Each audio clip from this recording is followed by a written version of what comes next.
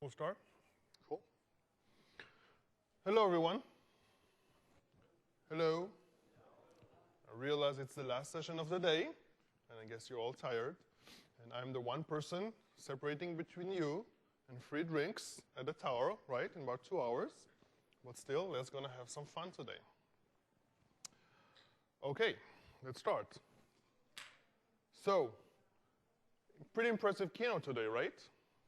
Silverlight, online, great performance, offline, integrated into Windows. You saw the touch, probably gonna add sensors in the future. You can pin it to the desktop. Great experiences putting a thing in the face of the user right on the desktop. Well, that's kind of interesting of talking about the desktop and the client desktop. Some of you or some other people within that conference may see me as representing the desktop client as someone from the history, old school. I'm the dinosaur. I'm the one person who's supposed to be in the museum representing the desktop client in a web conference, right? However, I would like to consider myself maybe like a classic car, representing that great engineering and a unique driving experience that I presume that most of us would probably want to own that. As similarly to the fact that a lot of web apps or web brand, whatever we call them, wants to have a desktop presence, right? Everybody wants a piece of a desktop. My name is Yochay Kiriaty. I'm a technical evangelist. I work in the client and platform evangelism group in Redmond. And in the next 75 minutes, I want to talk to you about how can you take your existing web brand, how can you take your existing properties and extend that experience to the desktop, for example, or to any other channels in a way that it makes sense as far as user experience and actually provides value. But before I start, I want to give you guys a little disclaimer. Coming into this session, as preparing to this session, I had a conflict whether I want to put too much emphasis on Windows 7 and on the APIs and teach you guys how to actually do that, or just talk about what can we do and rather how exactly can we implement that. Well, I chose the what can we do rather than to go to rigorously APIs because we're going to have a lot of session on Windows 7 in the future. It's still early beta. We don't exactly know it's going to ship, but we are talking about the client and what can it offer for us.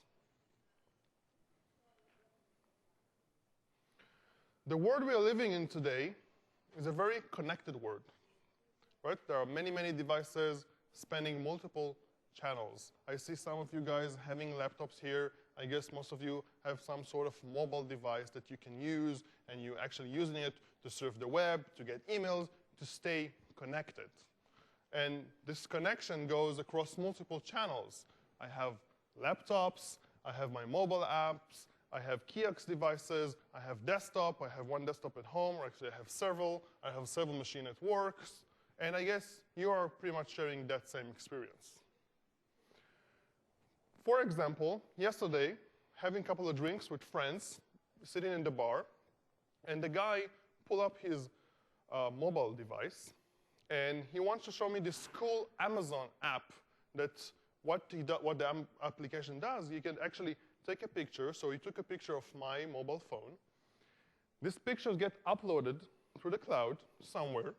And after a few minutes, he gets notified back saying that, hey, someone in Amazon found that object on Amazon. Here is the link. Go and purchase that.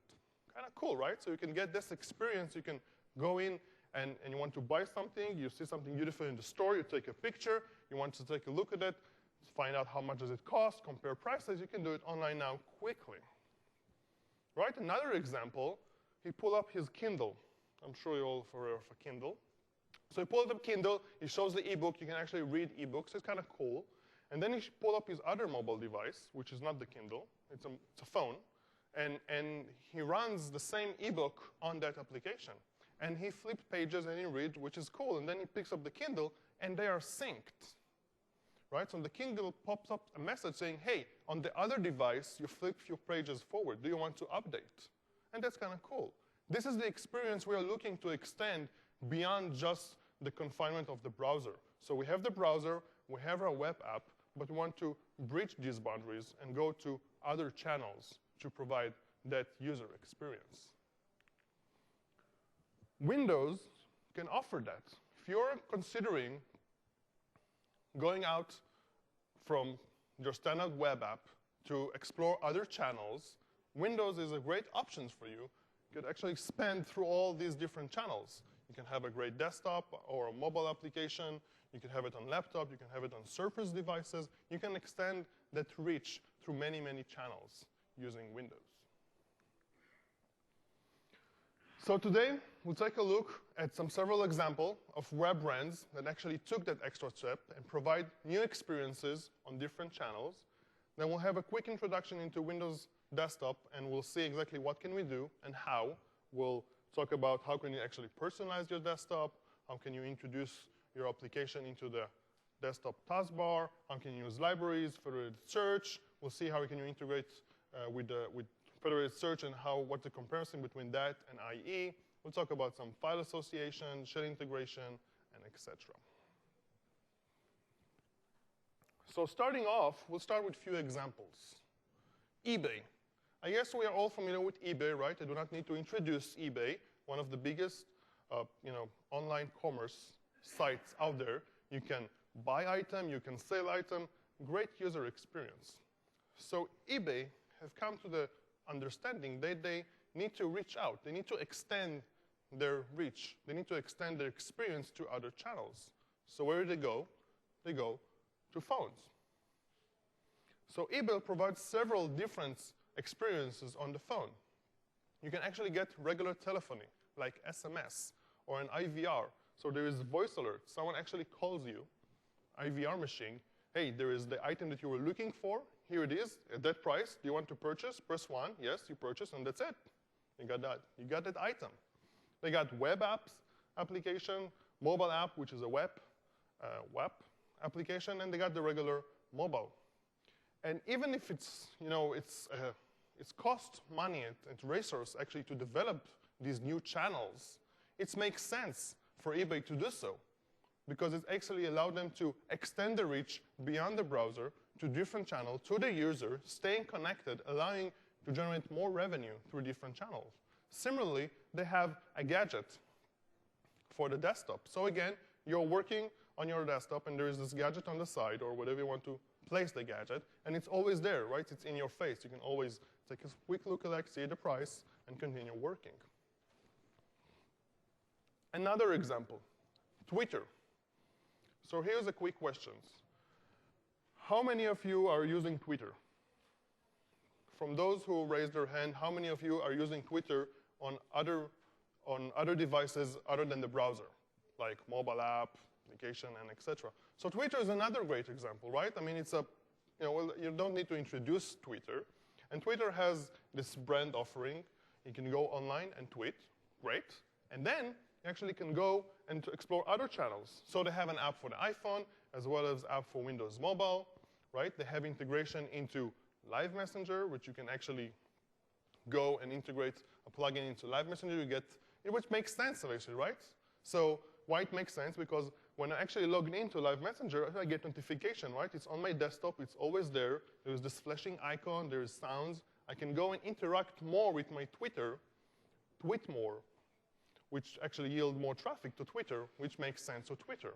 And then there are apps. There are regular desktop apps, like this app, which is Blue, Twitter Blue app, which you can actually, again, you can filter through. You can have your friend, your regular channels. You can tweet. It's integrated into the desktop. It's there. One of the amazing things that happened to me when I was doing research is I stumbled across this site, and I'm gonna show you the site. So this site is collecting all the Twitter's applications up there, and right now there are 560 plus applications. And these applications spans from a browser plugin to desktop application, and the rest are sort of mashup application. And I was surprised because I started a couple of weeks preparing for this session, and the number was less than 500. So again, we see here a great example of how you can take a social application outside of its confining boundaries within the IE and make it viable, both business-wise and experience, and different channels.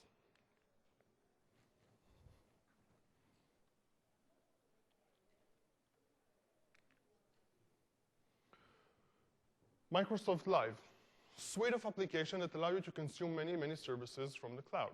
So we have mail. So you can go online and use mail. Other competitors out there also provide mail services. But we like to use the desktop application, right? Why? First, it's provide, a better experience. It's more smooth, easier to operate, faster. It has offline caching, so you can take your messages with you. If you're on the plane or you're on the train, you're not connected, you can actually use that. Messenger, we introduced before that. Again, you can take Messenger right now with the right API. You can actually take Messenger and use it within your site. So I have my buddy list on my Messenger. I can have the same buddy list in a specific site, so we can share that desktop and web integration and this experience. And then we look at applications like Photo Gallery and Movie Maker, which again, what do they offer us? They offer us the richness and the power of the desktop. You can use the CPU, the GPU to process, to create movies, to edit your pictures, and then when the times come, what do? You want to share those pictures. So let's switch, for example, quickly to the demo machine. And we can see, so in Photo Live Gallery, what I can do, so I have my pictures, and now let's say I want to kind of, I can print them, right, to my printer, and then I can actually order prints online. I can publish them, right? I can publish them online to the cloud, to my photo gallery, and I can actually publish them for other services like Flickr. Or I can just go and write a blog, so I can highlight these pictures and write a blog.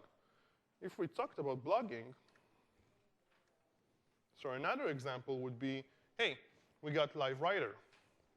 Again, LiveWriter offers us experience of creating content on the desktop with much more easier and powerful environment to operate and to have than actually edit HTML online.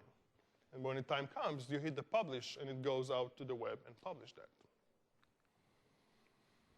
Another example is the New York Times Reader. So this was introduced a couple of years ago. There's nothing really new there. We got his baby sister, baby brother, MSDN reader, which again offers us a rich application, a WP application that can harness the power of the computer. It has offline capabilities, which are great. However, with Windows 7, we introduced another new thing. So with Windows 7, we introduced sensor and location platform, which allows you easily to integrate sensory input into your application. What does it give us, enable us actually, for MSDN application?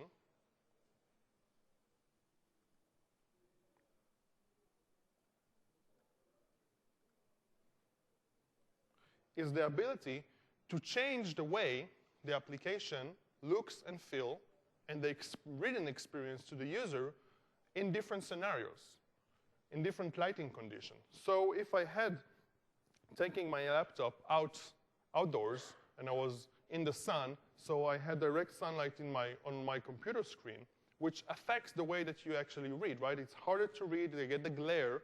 So what I want to do maybe is change the way the application looks.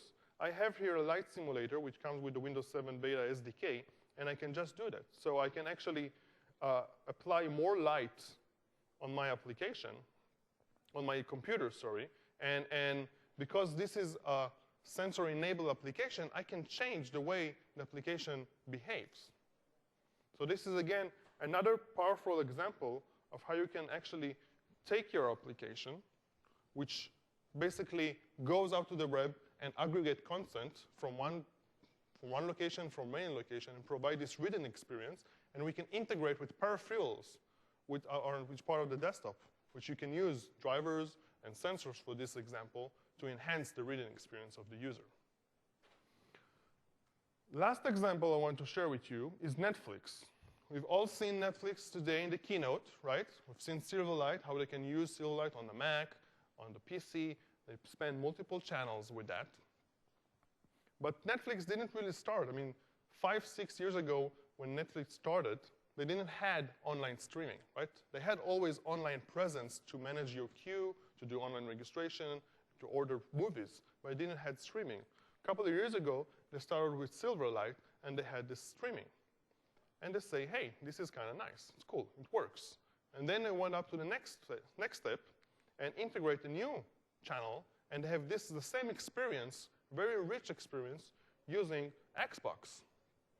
So the Xbox is the one device that actually is always connected to the TV, and it makes sense for Netflix to offer that through the desktop, to have that rich experience through the Xbox of seeing movies on demand. And then again, they took another step, and now there is a WPF application called Drama on Netflix, which offer, again, another unique experience of actually watching movies on demand. Which again makes sense for Netflix to extend their reach beyond what they have right now. Multiple channels provide multiple revenue streams. Windows with that, if you are considering taking the next step, if you have a web application and you are considering moving and creating new channels, Windows can offer you great opportunity. By sheer numbers, Windows has over 1 billion machines installed with Windows with one kind of a version that or another installed out there. It's always on, right? It's constant. It provides constant desktop presence, so you have your application always on on the desktop.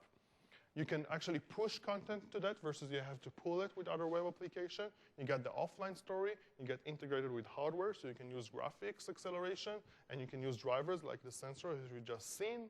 And you get some other well-known entry points that users trust, like the context menu. Or you have the file association. You can double-click and actually launch your application with that. So if you look at the Windows client strength, there are many, many different options for you to choose from if you do choose the path of actually developing a desktop client application to extend your existing experience. So we have different shell integration, like gadgets, slideshow, you can do notification. We have file association. We'll see that in a few minutes. You're always on the desktop. You can have a link on the desktop or on the taskbar. You can do it in the system traits, in the search. Obviously, you have everything with regard to the hardware acceleration. You actually can use the CPU and the GPU to do that. You get the 3D and so on.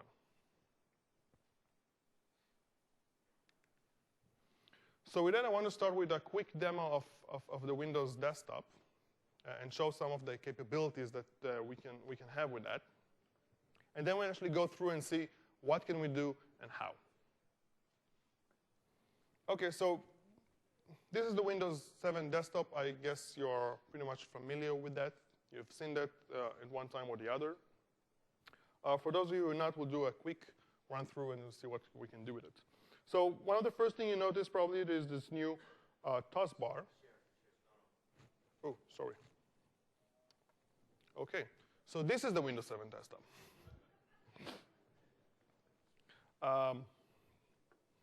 So for those of you who haven't seen that, let's do a quick through. So one of the first things that's quite visible is that we have changed the way that the taskbar behaves, right? So there is a different taskbar here with the icons on it. I can change, I can drag, I can change the icon location. I can take icon from the taskbar, from the start menu, and simply pin them to the desktop and then to the taskbar, and they are there present all the time. We got the cool effect of peek, so I can go into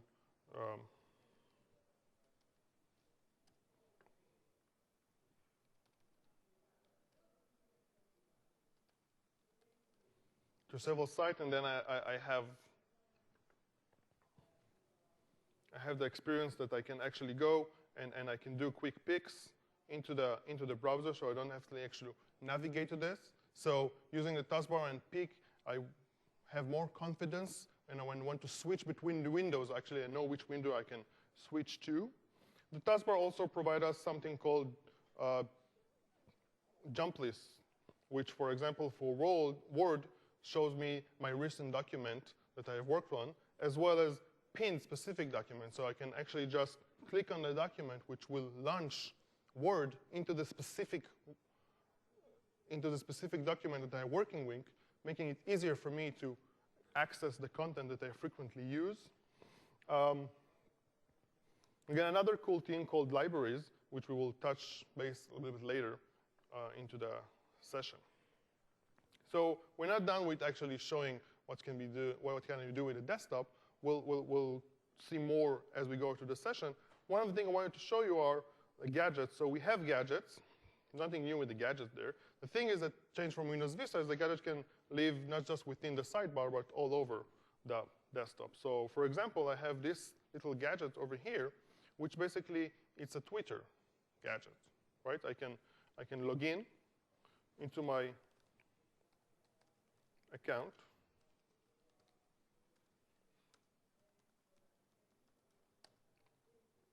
And here are the tweets that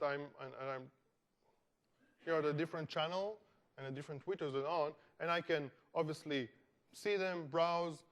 Clicking on that will send me to will open a browser into the Twitter, into the right feed, and to the right context. And I can respond immediately from either from the gadgets or directly from the web. We got eBay auctions over there, so I can take the eBay auction over here. And as you see, there is a newer version. So that's, even if it's gadgets, it's a very powerful application. It's a very powerful desktop presence that is easy to create and for you to actually implement and allow your user to download and experience that. OK, we'll go back to the browser, to the desktop. We'll see more of the desktop later in the presentation.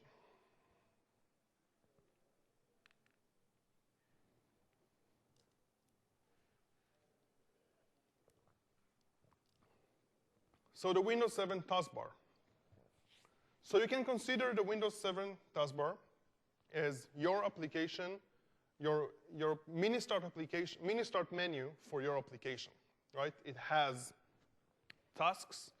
It has a jump list, which you can have tasks and the specific documents you can have there. You can actually view the different behavior of the application. It quick launch your application. Can quick launch your application into very specific states. For example, if we'll take a look at how Messenger implemented that. So right now, I'm not logged in into the system. And if I right-click, I see I have different tasks here. So I can go check my email. I can go to the MSN homepage with Launch IE, which is my default browser, into the right context. Or I can actually automatically log in saying, OK, I'm busy right now, but I do want to log in. So I can go in and log in.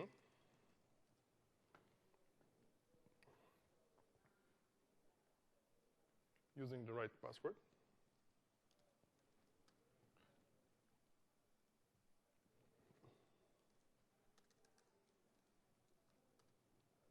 So as login, as I log in, and you see that the icon actually changed. So I had different icons, and I got all these pop-ups coming up, and I can actually close them directly from the taskbar. And you see that the icon has changed. So it's very easy actually to go and manipulate it. So I can right-click, and I can say that, OK, I'm away right now. So you see the icon again change as well as change over here. So that's easy access to frequent tasks that you're using while on the desktop.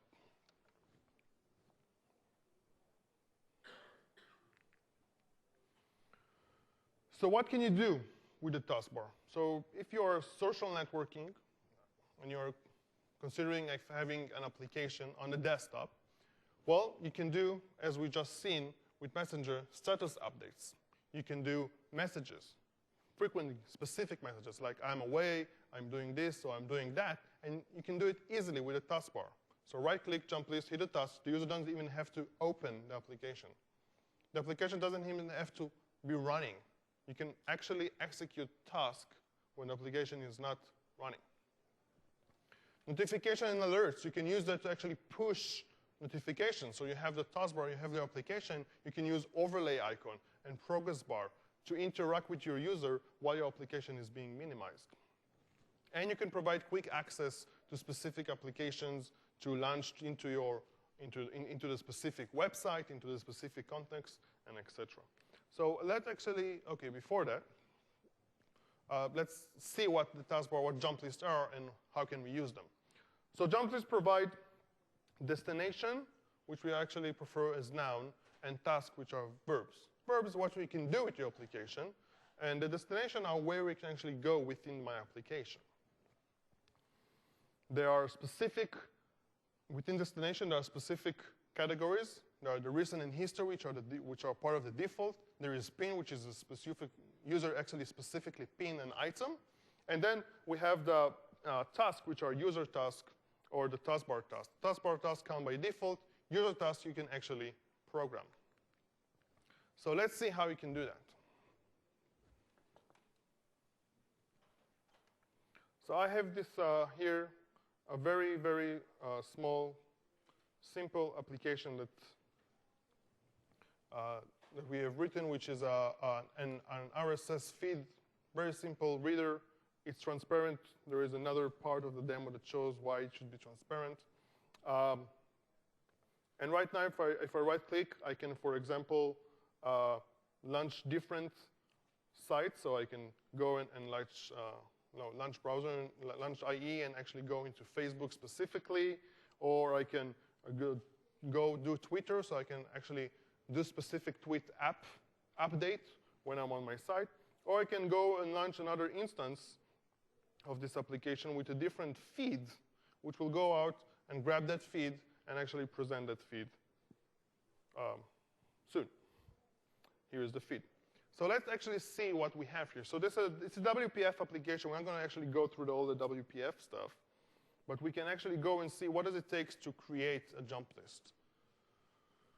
So in order to create a jump list, you need to obtain the specific assemblies. So there is a project from Microsoft called Windows API Code-Packed Library for .NET, which actually gives you the way gives you DLL, managed code DLLs that you can use in your application to target the taskbar, libraries, search, sensor, multi-touch, and etc. So I have incorporated that into my application. And all I need to do basically is when I want to build a taskbar, so I just need to have an instance of a jump list manager. And you actually need to have this function which takes care of things when you actually remove items from the list or from the jump list. And after that, all you need to do basically is if I want to add specific custom destination, like the mix RSS, for example, so all I need to do is just add a custom destination into that, which is fairly easy. You need to specify the path to the file because it's a specific file on the system, on the hard drive. I have to give it a title. I can specify specific category, which is different from the recent and history. And then I can provide it an icon if I want to. And for task, basically similar. I can add new user task. And for that new user task, I simply need to define what the task should be. In this instance, actually, we are launching IE. Title, which is the icon. Again, or what icon I want to have on the jump list. And which are the arguments that I can pass to that shall execute to that application that I'm launching. Similar to that, we have my Flickr or any other user task, like updating my Twitter account, and etc.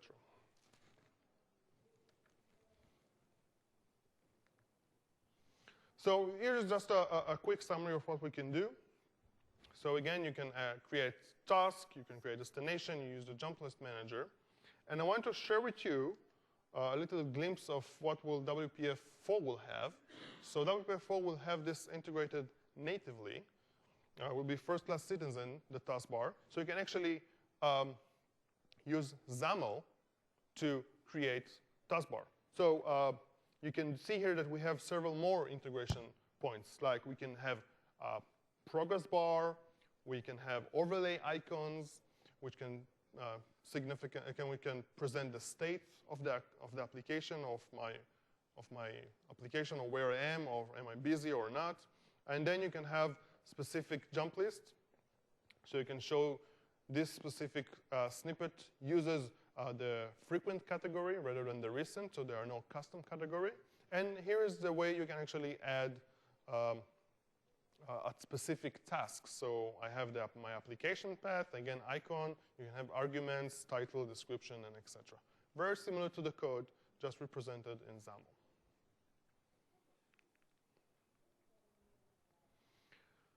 Next topic to talk about will be Windows 7 libraries. So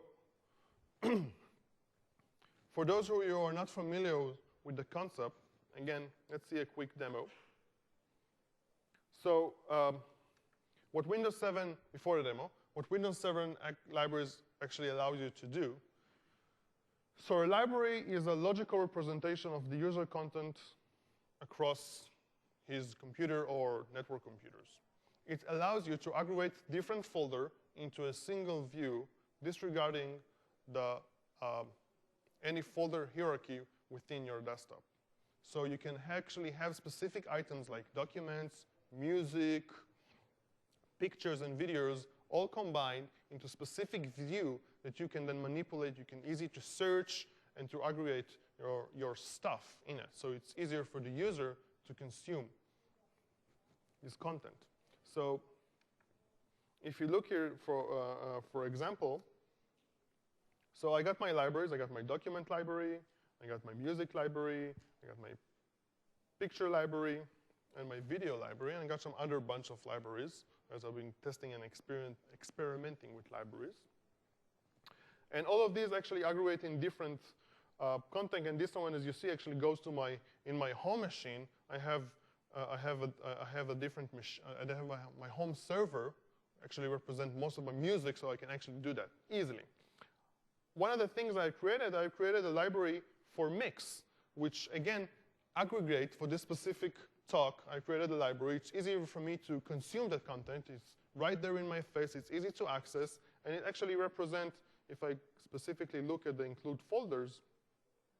So this library includes 2 different folders from 2 different locations into a single view, and it's easier for me to manipulate that.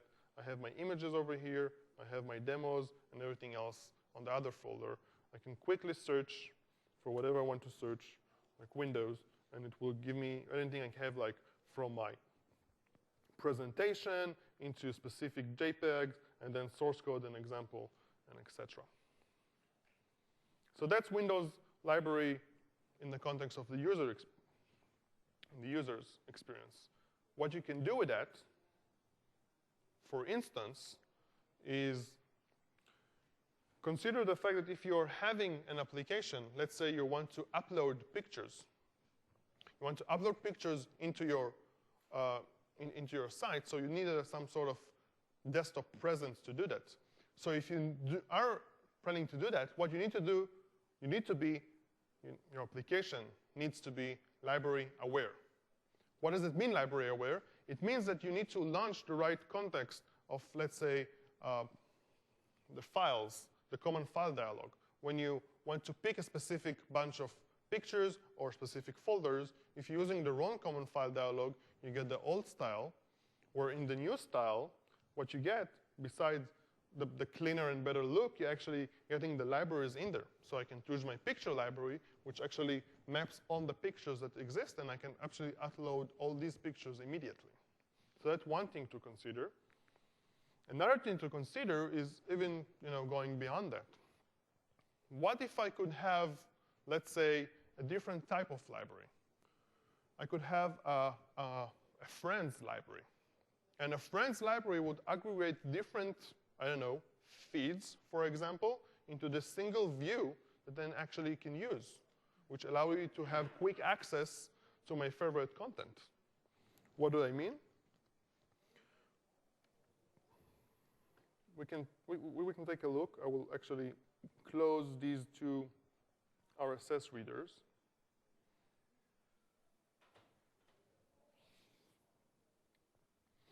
And what I want to show to you is how actually libraries are in actions.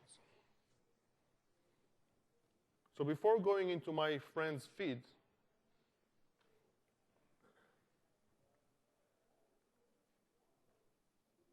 so this is the library of my friends.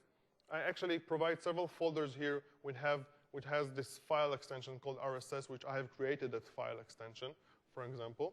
And double-clicking on that file will launch the application into the proper context. So to actually load the feed from Tim Snit's, for example, blog right now. And this is my work friend, so I have a work feeds over here. But if you go to all my friends, so I can get that. So here is the specific feed that we can use. And this application can just be somewhere here in the background, right? So it's just a regular app just being there.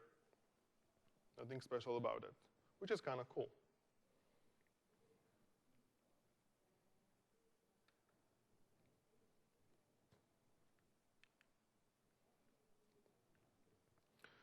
So I want to show you another demo of the libraries.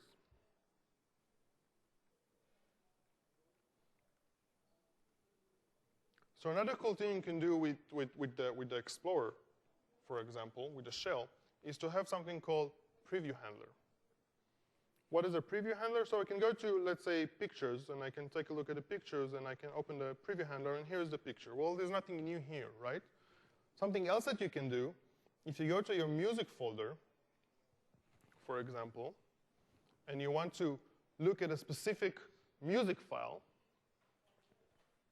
then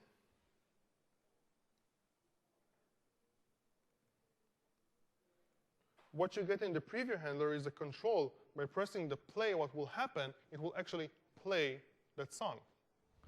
So what if I actually could go to my friend's library, and when I actually hit one of the links, I would get the placeholder over here, and we'll get the application running, and in a couple of seconds, it should load the RSS feed. Hopefully. Try a different one.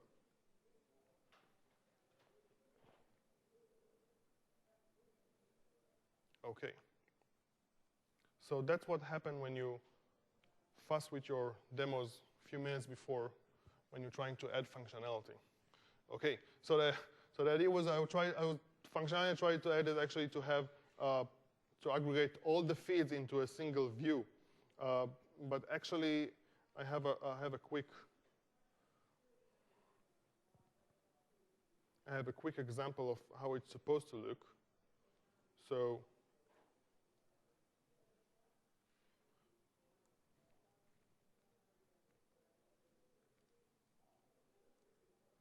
So it's supposed to look like this. So I specifically go and highlight one of the files, and then I can get this rich experience in a preview handler, which is kind of cool. So if you are already considering having a desktop application and you are going to install a client, then it makes sense to exploit all these options that you can choose. You can choose the desktop, you can choose libraries. If you have your own file, have a file preview handler, have the file extension registered, so double-clicking will launch your application, and you have all this regular, the usual experience of Windows.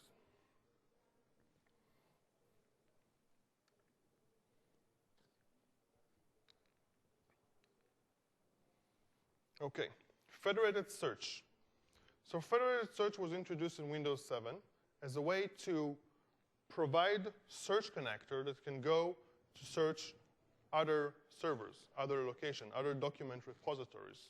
So you can think of searching your SharePoint within an enterprise. You're searching other documents, repositories that are all around. And it's actually provide you this specific experience that is very user-friendly. So let's do a quick demo.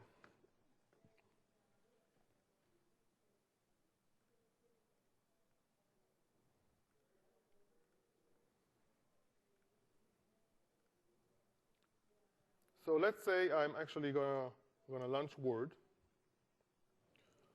So I'm launching Word.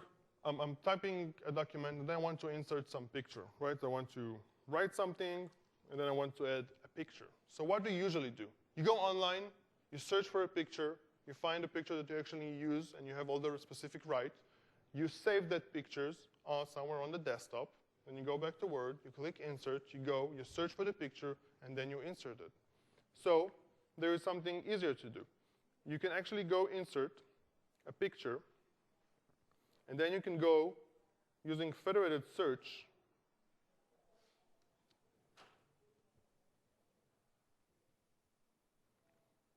You can look for, let's say, I don't know, Windows. And here is an image. You can actually preview that image with the preview handler, as we've seen before. It's all within the context of the open file dialog. Should be working. Let's try a different one.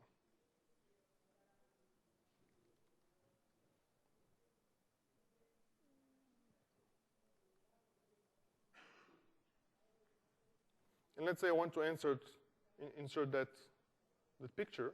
So all I need to do is just click Insert. And what happened, right? It goes onto the web, grab that picture, and simply insert that. So that's kind of cool, right? So you have that seamless experience that you can use.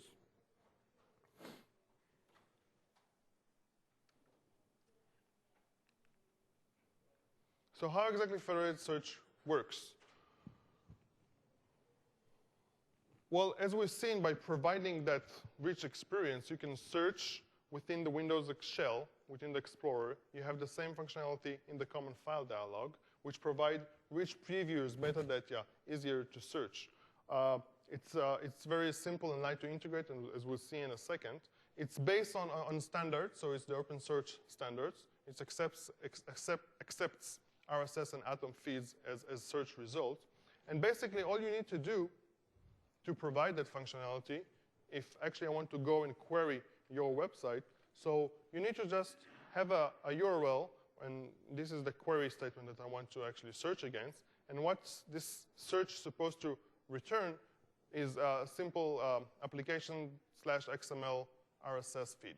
And then that can be integrated into the shell and be presented. So I have my search connector, which we'll see in a second what is it made of. It sends a regular HTTP search query, results come back as an RSS field, and that can be aggregated and used. So you can actually integrate that web search into Windows Explorer, right? You have that capabilities.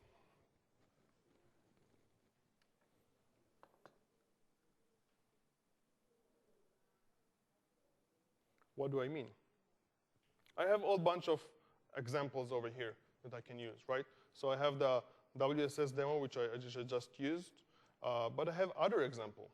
I have Flickr, I have Amazon, I have Yahoo. So I don't know, I can go to eBay, let's search Windows. I don't know what's exactly going to return, but I have here all sort of something related with Windows. That's what the search actually returned from eBay. I can click on one of them. I can actually preview them. So preview actually shows me that page, specific page. And by linking by pressing any of the links, basically what will happen, it will launch the browser into the right context, into that specific page. So you can provide Search Connector within your application to allow users to have that seamless experience of searching and consuming data. So there's another thing. I don't know if you noticed, but search on the web, actually it's a button that we can add, providing that your Search Connector is built properly. Clicking on that from Explorer, within the context of where we are, will launch the web browser. Again, to the right proper feed. I mean, isn't it like powerful?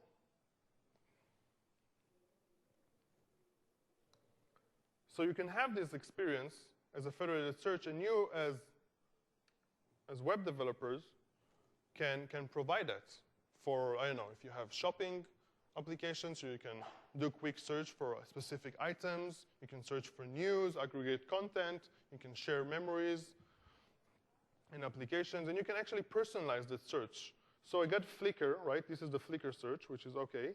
But again, I got specific. I got Flickr search for my account. So I can search pictures from, let's say, Redmond.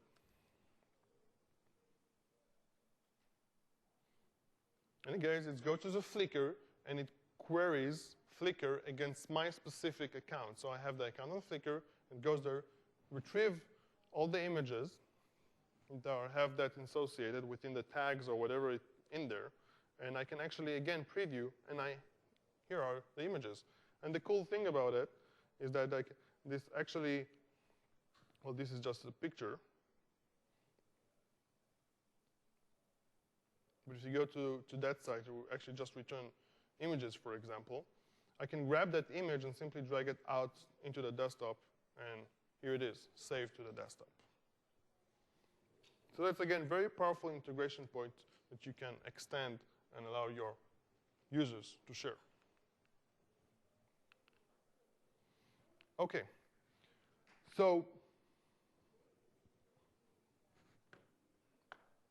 this experience is very similar to the experience that you have with IE, right? If you look at IE, and you got the visual search right here, I mean, you can search whatever search provider that you want, and you get search results.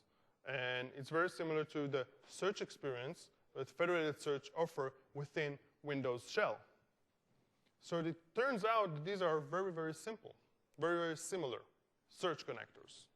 Windows Server Search Connectors basically expects RSS XML Atom as a return feed. They are both based and built on OpenSearch definition.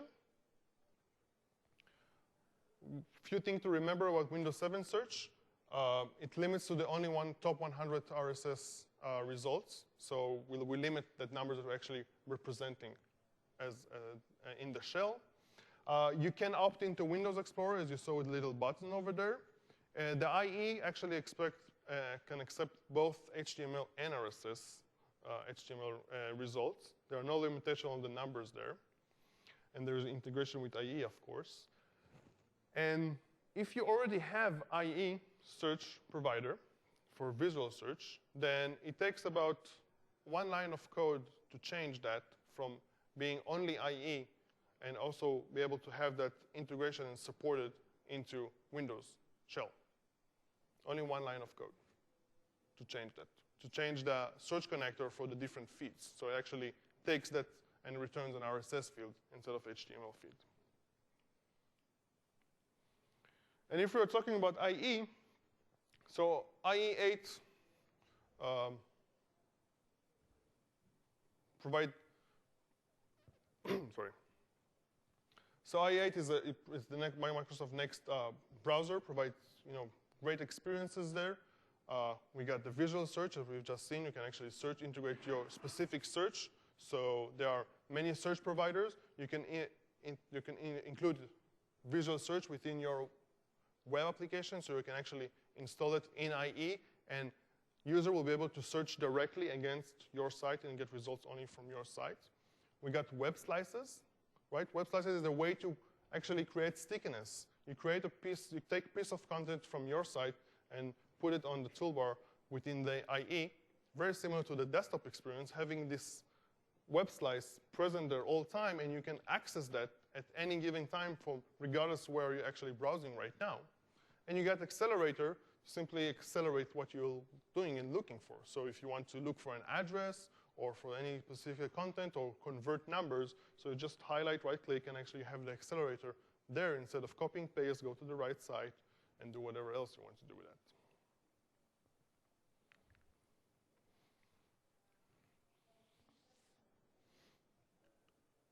So to summarize this talk, the desktop actually can complete the web experience. It can add to the experience that you have right now on your web within the browser. You can take that experience and add to that.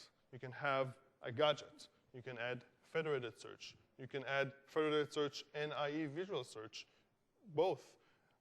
into IE and into the desktop, and thus the experience of the user will be seamlessly. He will be able to access the content and to access the website and to these properties anywhere very easily, right? Windows 7 can provide additional values. You can consider using application. You can consider using offline story. You can consider using Windows Federated Search, the taskbar, libraries. You can have preview handler, context menu, gadgets, all sort of different options if you're considering actually extending your reach and having a desktop presence. So with that, before Q&A, few resources. Here is my blog, primarily focused on Windows 7. Any other Windows 7 assets on the MSDN, there is the main dev page for Windows 7. And you'll have the slides available for download, obviously. And with that, any Q&A, I would like to thank you very much for being here. And I hope to see you all in the party in about an hour and 30 minutes. Thank you.